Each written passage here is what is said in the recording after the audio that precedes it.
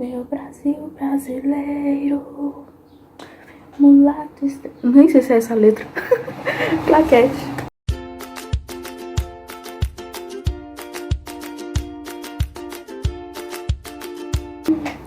Oi, turma G2, tudo bem? Eu espero que todos vocês estejam bem. E a gente vai continuar falando um pouco de história da música. Só que para a oficina de hoje, a gente vai entrar no Brasil. A música no Brasil, ela acontece há muito tempo, tá? Há muito tempo mesmo. Só que a gente não tem registros, que a música acontecia desde a época dos índios, desde a época que o Brasil não era descoberto ainda. Então, a música no Brasil acontece há muito tempo, só que a gente não tem estudos sobre, não tem muitos estudos sobre, porque os índios não fazem registros das suas canções, não fazem registros da sua cultura. Então, é meio complicado a gente estudar algo que a gente não tem registro, né? Que a gente não tem muito conhecimento, por causa de que não tem nada escrito em lugar nenhum sobre essas coisas. O que a gente sabe sobre as músicas indígenas é o que nós sabemos das culturas indígenas atuais, das músicas que os índios cantam atualmente, que quem é historiador, quem pesquisa um pouco mais sobre essa área, vai até as aldeias e conversam com os índios, falam com os índios para descobrir um pouco mais sobre isso. Mas, começando a parte da história do Brasil, da história da música do Brasil, a gente vai começar a época da colonização. Com a colonização, vieram músicos junto com as pessoas que vieram, né, colonizar o Brasil, vieram músicos juntos. Então, a música no Brasil já começou assim. Antes da colonização eram os indígenas, as músicas indígenas, e que a gente não tem nada escrito, não tem estudos, não tem... Enfim, e chegando à colonização a gente começa a ter algumas notas, algumas coisas mais relacionadas à música aqui no Brasil. Como veio a colonização lá na Europa, que Portugal é da Europa, então a gente ainda tinha as músicas tipicamente europeias aqui no nosso território brasileiro. Até começar a ter escritores brasileiros mesmo, né? Então, o começo, sim, a música era ainda bem característica europeia. Era voltado para a corte, era voltado para a igreja. Então a gente ainda não tinha a nossa música que a gente conhece bem, assim, de ouvido. Eram as músicas baseadas nas músicas europeias, que eu já comentei com vocês na oficina anterior. Isso aconteceu mais ou menos no período romântico lá na Europa. Então o romantismo aqui no Brasil chegou atrasado. O romantismo aqui no Brasil chegou por volta de 1870. E junto com o romantismo começou as gravações em rádio, as gravações de música. E isso fez muita diferença para músicos que não sabiam escrever música, né? Que não sabiam escrever, que tocavam apenas de ouvido. Isso fez uma grande diferença na música, de qualquer lugar. E uma coisa muito marcante é que uma das primeiras gravações assim que a gente tem é pelo telefone. E essa música foi o primeiro samba que apareceu pra gente. No fundo, a gente tá ouvindo essa gravação. Sim, gente, é horrível essa gravação, mas você tem que pensar que isso é de 1800, 1900. E isso tava acabando de aparecer, sabe? Então, assim, as gravações eram péssimas, as vozes não eram muito legais, a instrumentação já dá pra ouvir um pouco mais de Brasil, mas considerem que a gravação estava acabando de acontecer. Então as gravações não estavam tão legais assim, igual que são atualmente. Falando em samba, o samba ele teve 2 fases aqui no Brasil. A primeira fase acontecia em quintal de casa. Os músicos que cantavam, que tocavam samba, iam pra casa de alguém, ia pra casa da tia e fazia o som a noite inteira. Assim, obviamente que tinha os guardinhas pra ir dar bronca neles, né? Isso até naquela época existia. Mas a primeira fase acontecia no quintal de uma casa. Só que foi crescendo tanto essa comunidade, foi crescendo tanto o estilo musical e as pessoas gostarem desse estilo musical, que acabou mudando para um... Como que falo? Um bairro. Eu esqueci a palavra, gente, desculpa. Eles mudaram para um bairro. Isso tudo no Rio de Janeiro, tá, gente? Ainda não tinha descoberto muita coisa no Brasil. Estava ali mais Rio de Janeiro, São Paulo não, né? Rio de Janeiro, Pernambuco, porque eles chegaram por Pernambuco, né? Mas o samba, ele surgiu no Rio de Janeiro. Não é à toa, né? Que a capital do samba é o Rio de Janeiro. E cresceu muito, que chegou a ser um bairro, assim. Os músicos se juntavam em um bairro pra cantar, pra tocar e fazer toda aquela baderna boa. Mas esqueci de... Nossa, gente. Esqueci de falar uma coisa muito importante. Antes disso tudo, do samba, a gente teve um marco histórico na música, nas artes em gerais, que vocês já devem ter ouvido falar, provavelmente na escola, porque eu lembro de já ter ouvido falar sobre isso na escola, mas é sobre a Semana de Arte Moderna. Gente, essa Semana de Arte Moderna foi um marco histórico para as artes. Se não fosse essa Semana de Arte Moderna, a gente não saberia o que seria das artes, entendeu?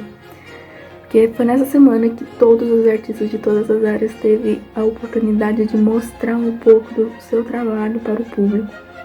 Então nessa semana a gente teve poemas, a gente teve escritores, a gente teve músicos, a gente teve dançarinos, a gente teve muita coisa nessa Semana de Arte Moderna. E foi por causa dessa Semana de Arte Moderna que um dos compositores mais conhecidos no Brasil e no mundo inteiro foi descoberto. Ele apareceu, ele ressurgiu. Eu tô falando de Villa-Lobos. Villa-Lobos é um compositor muito grande. Eu amo as músicas de Villa-Lobos. E eu sou suspeita de falar, né? Porque, gente, esse compositor representa totalmente o Brasil. Muitas pessoas conhecem um pouco mais do Brasil, principalmente as pessoas da música erudita, conhecem mais um pouco do Brasil por causa do Villa-Lobos, porque ele traz a brasileiridade. Nossa, que palavra difícil.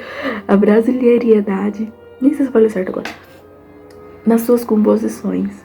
Então nas suas composições a gente vai encontrar um samba, a gente vai encontrar um chorinho, a gente vai encontrar música tipicamente brasileira, o que é maravilhoso.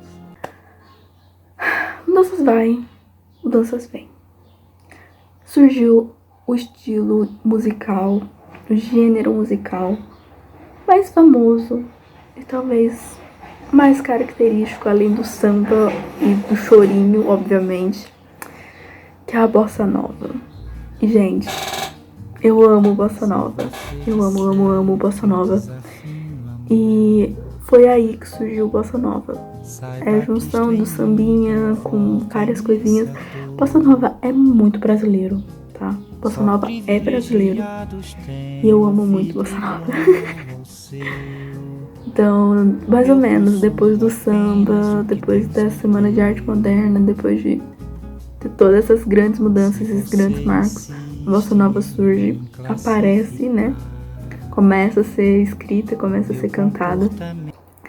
Mas junto com bossa nova vem um período complicado pra nós artistas, que foi a época da censura, a época do AI-5, vocês devem ter estudado isso na escola, na qual nós artistas, principalmente nós artistas, nos sentíamos muito... não sei explicar, mas eles prendiam muito a gente, porque a gente não podia cantar absolutamente sobre nada. Então, muitos artistas se revoltaram contra isso, obviamente, cantavam músicas impróprias, com censura, mesmo assim eles cantavam. Foram presos, teve uma baderna muito grande. E esse período a gente chama de tropicalismo. Tropicalismo foi a época do Caetano Veloso. Quem conhece o Caetano Veloso? Caetano Veloso hoje em dia já tá velhinho, né? Tadinho.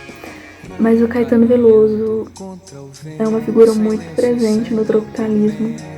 Inclusive, acho, se eu não me engano, ele foi um dos artistas presos durante o tropicalismo por causa da censura.